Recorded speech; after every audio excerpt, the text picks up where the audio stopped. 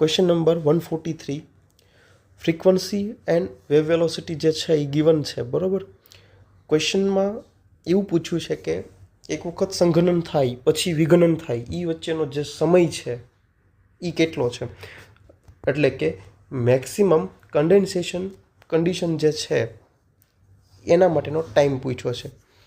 એટલે બે ક્રેસ્ટ હોય તો એમની વચ્ચેનું ડિસ્ટન્સ લેમ્બડા થાય તો ત્યાં સુધીનો ટાઈમ પીરિયડ જે છે એ ટી જેટલો થવાનો છે.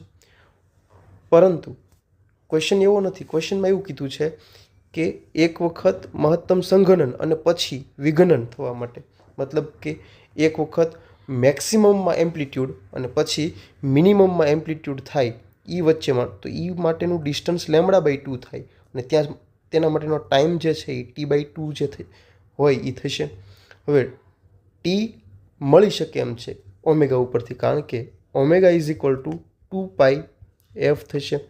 ઓમેગા 2πf થાય તો 2π અને એફ છે એ ગિવન છે 400, તો થશે 800 પાઈ.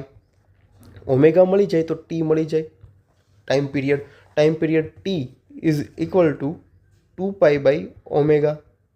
2π/ઓમેગા કરું તો π/400 જેવું થશે. π/400 જેવું. બટ આપણે T/2 જોતું છે, કારણ કે એક વખત સંઘનન થયું પછી વિઘનન થાય છે એ માટેનો સમય પૂછ્યો છે. મતલબ કે મેક્સિમમ એમ્પ્લિટ્યૂડ પછી મિનિમમ એમ્પ્લિટ્યૂડ જે છે ત્યાં સુધીનો ટાઈમ આપણે ફાઇન્ડ આઉટ કરવાનો છે. તો એ T/2 થશે. તો એ થઈ જાય, સોરી, પાઈ તો અહીં કેન્સલ થઈ જાય, એટલે કે અહીંયા ખાલી 1/40 જ રહેશે. એટલે આ થઈ ગયું 1/800.